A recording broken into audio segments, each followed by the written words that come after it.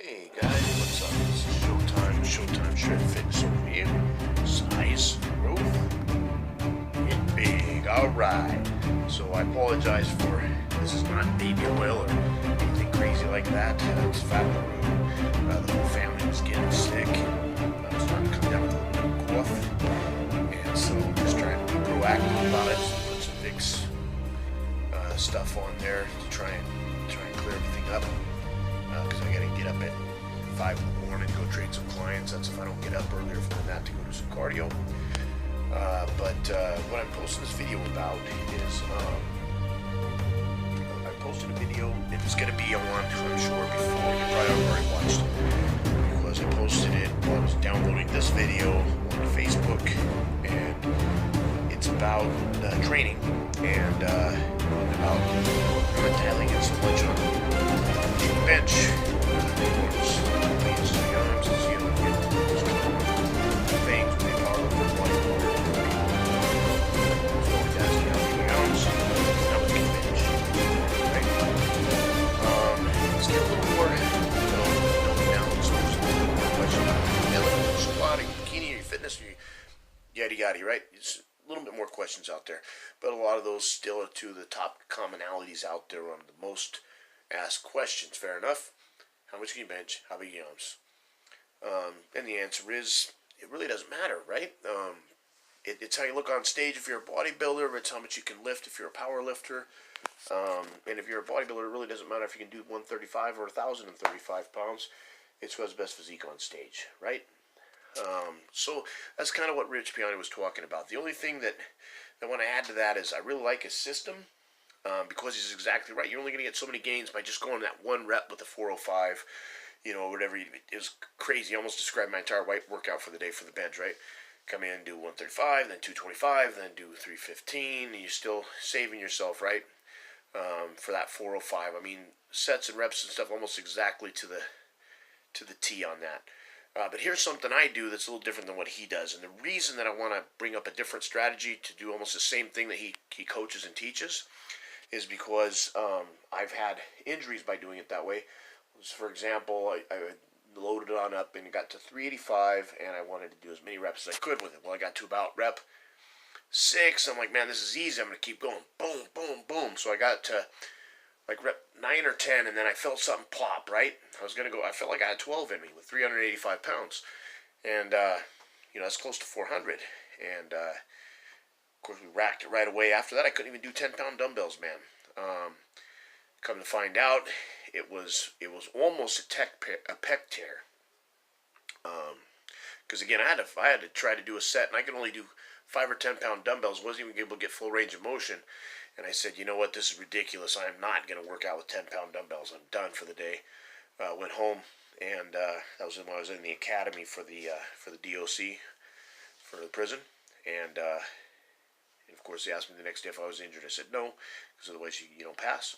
So I had to baby it for like a week. And then the next week, I was actually able to do 20-pound dumbbells, and I was actually able to do 2 plates on the incline. By week 3, I was up to 4 plates, and by week 3 or 4, I was up to the full 5 plates on each side of the incline hammer strength machine.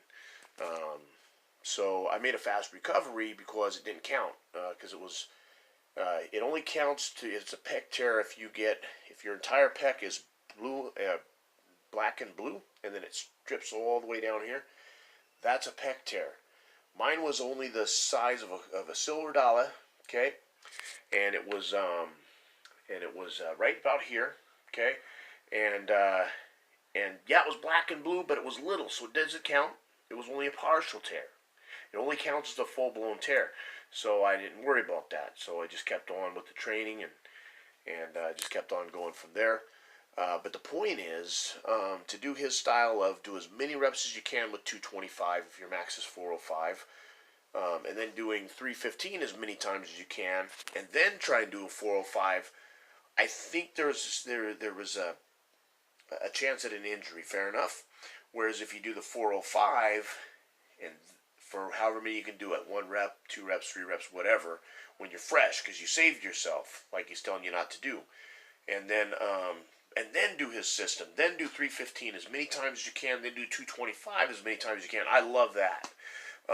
So what he's getting at is exactly right. It's mind muscle connection, doing a lot of reps, getting good at pump is one way to do it, and then just doing things to failure with light to moderate weight is a phenomenal thing. And he still tells you to go heavy. He just has you do it at the end.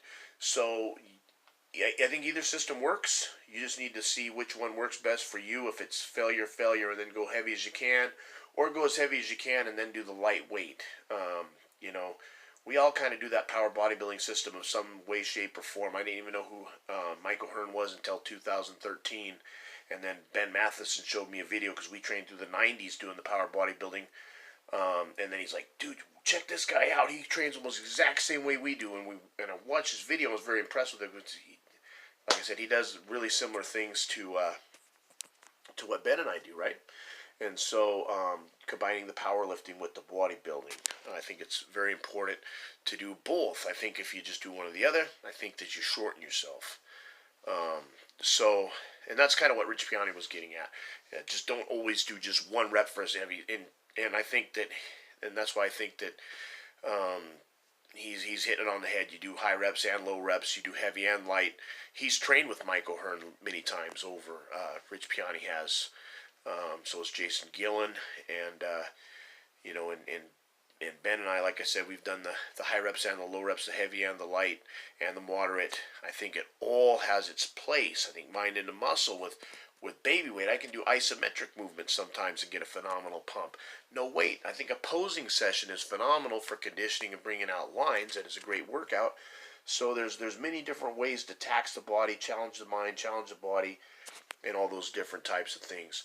Again, you just got to kind of figure out what works best for you, right? Lo que es más conveniente por vos. Some people can't even train heavy, right? Some people are, they're taxed out, their joints and ligaments and everything have had it, but they can still lift and they can still look good. They just have to be more scientific about it. They got to keep the weight at very, very heavy as moderate, but sometimes not even then. Sometimes they have to go light or fairly light, not even quite moderate. So again, it's a case-by-case basis. You can't just do a cookie-cutter formula and say, do this.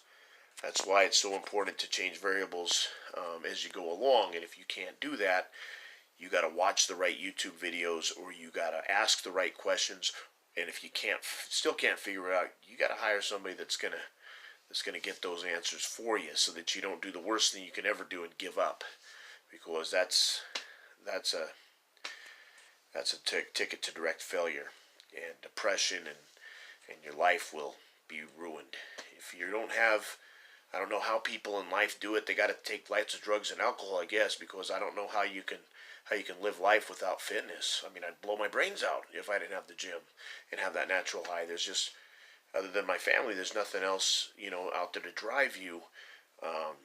It's too mundane out there in the world. There's just too much to do with not having the stamina and the adrenaline and the spirituality that comes from lifting weights or working out or doing martial arts or something of that nature, other than just sitting on a couch eating bonbons. Just I can't see it. So, I mean, if you're a workaholic, unless you're doing a construction job or something that causes you to go balls to the wall, and get that natural high through work.